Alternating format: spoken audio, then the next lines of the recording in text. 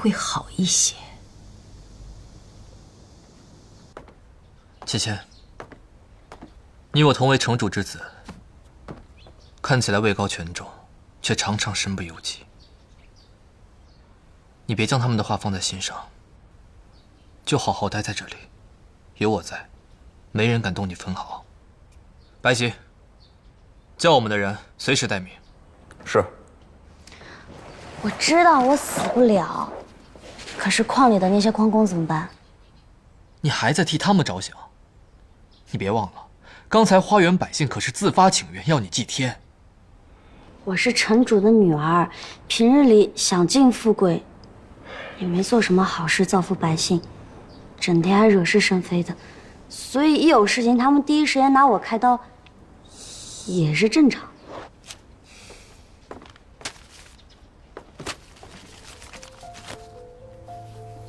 山主人丁，水主财。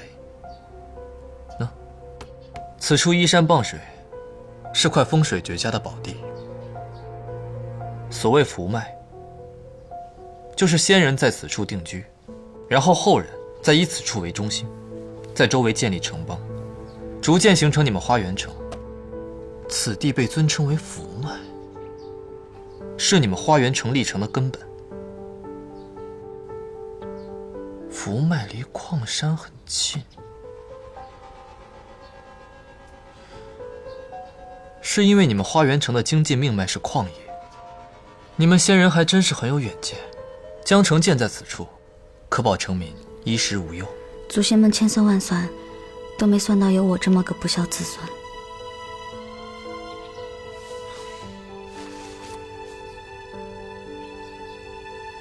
此处与矿山相连相通，按图纸看，那100号人应该被困在此处。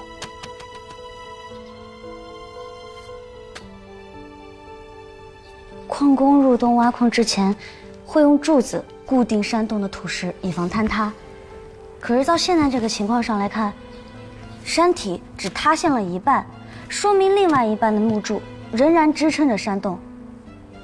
那矿下面的人生还的可能性极大啊！矿洞里的柱子可能支撑不了多久了。那还在等什么？还不救人？母亲他们就一点办法都没有。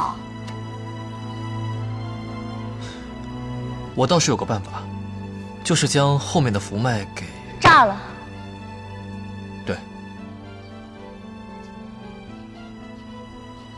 少君也是这么想的。没错，这样就能从后方开辟一条通道，让他们逃生。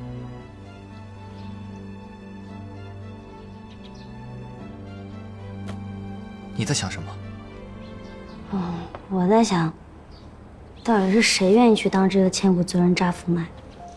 我这把龙骨钝了，一群人来求着让我去死，这炸福脉也是大不敬的死罪。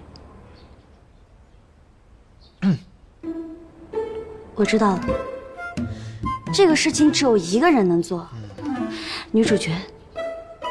女主角一定能够做。芊芊，你让一下。